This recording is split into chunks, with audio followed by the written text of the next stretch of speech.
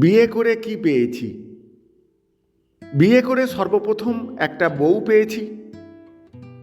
পকেটে একটা মোবাইল থাকার পরও সারাদিন যখন একটাও কল আসে না, তখন একটা কল করে তুমি এখন কোথায় বলার মানুষ পেয়েছি। তখন নিজেকে খুব গুরুত্বপূর্ণ পাবলিক বলে মনে হয়। একজন কুকার, শেফ, পাঁচক, রাঁধুনি পেয়েছি।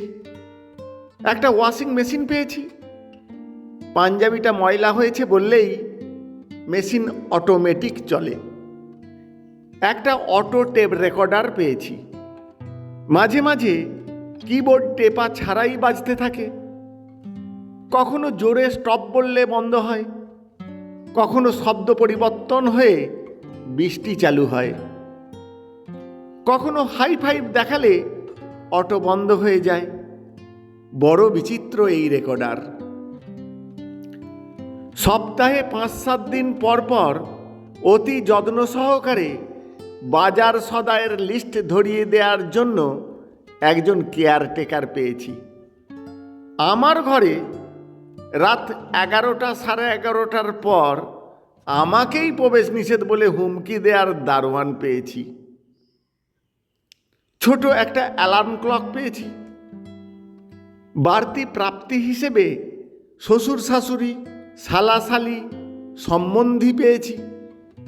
সম্পূর্ণ অপরিচিত কিছু মানুষকে নিকট আত্মীয় হিসেবে পেয়েছি। একটা সন্তান পেয়েছি।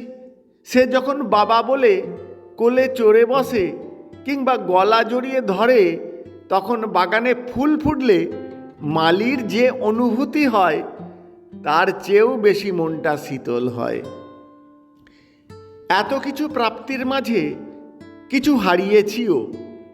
প্রথমত কুমারত্ব হারিয়েছি, যদিও কোনো মেডিকেল রিপোর্ট নাই।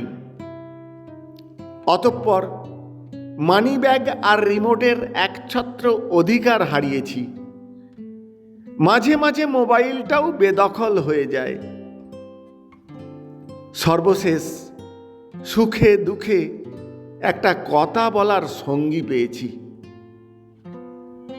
লেখাটি সংগৃহীত পাঠে শ্যাম সুন্দর পসারি।